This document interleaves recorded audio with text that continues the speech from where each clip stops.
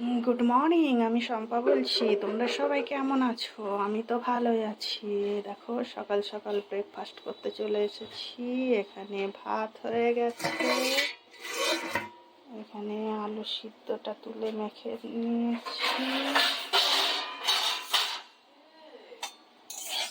লঙ্কাটা ভাজা হয়ে গেছে, লঙ্কার জিরেটা। আর দেখো পেঁয়াজটা দিচ্ছি, পেঁয়াজটা ভেজে নেব।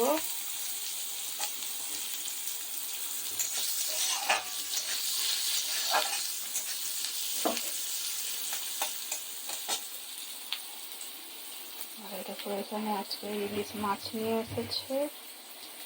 ছেলে বলেছে ইলিশ মাছ ভাজা দিয়ে আজকে ভাত খাবে, আলু সিদ্ধ আর ইলিশ মাছ ভাজা দিয়ে ভাত খাবে। এই জন্য তাড়াতাড়ি করছি, যাতে ইলিশ মাছটা তাড়াতাড়ি ভেজে ওকে ভাতটা দিয়ে দিতে পারি, বুঝেছো?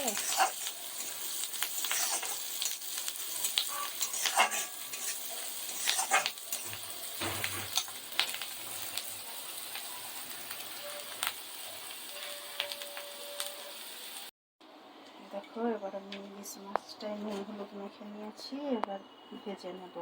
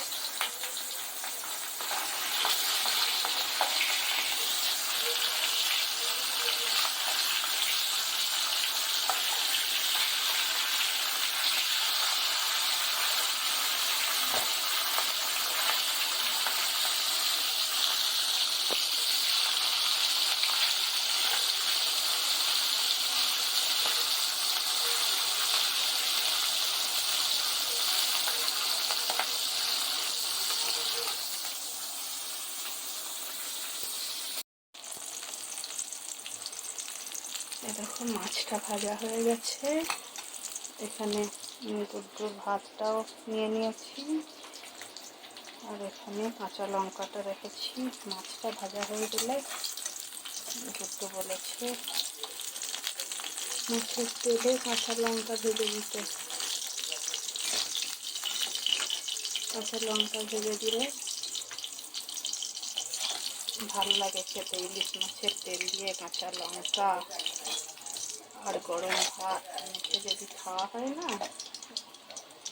দারুণ লাগে খেতে।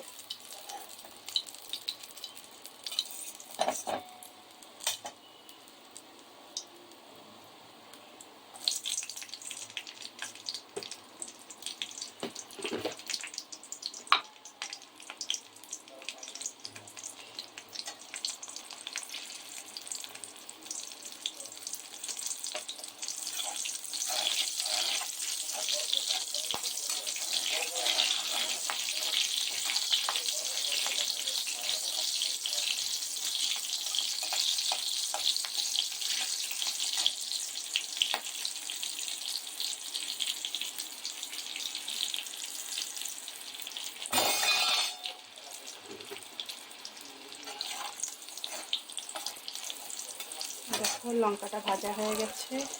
এবার থেকে দুটো লঙ্কা দেব।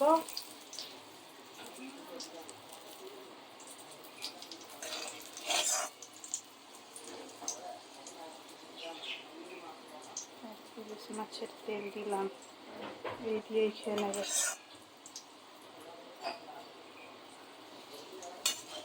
বুঝছো? তোমরাও এরকম করে খেয়ে দেখবে, দারুণ লাগবে। তো চলো, গুড্ডুকে খাইয়ে দিই, তারপর আবার কি রান্না করব না করব, তারপর আবার আসছি।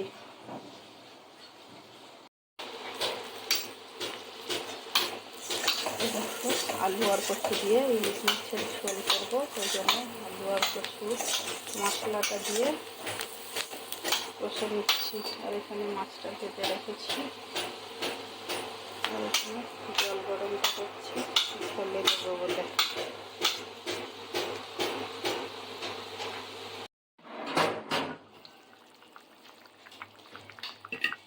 এই দেখো ইলিশ মাছের ঝোলটা হয়ে গেছে, আলু আর কচু দিয়ে ঝোল করেছি, আজকে এই দিয়েই খেয়ে নেওয়া হবে।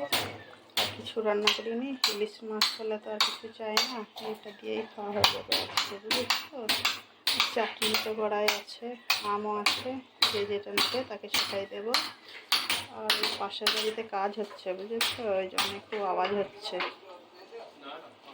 তো চলো, আমার রান্নাটা যদি ভালো লাগে তাহলে একটা লাইক করে দিও, তোমরাও সবাই লাঞ্চ করে নিও, বুঝেছো। টাটা।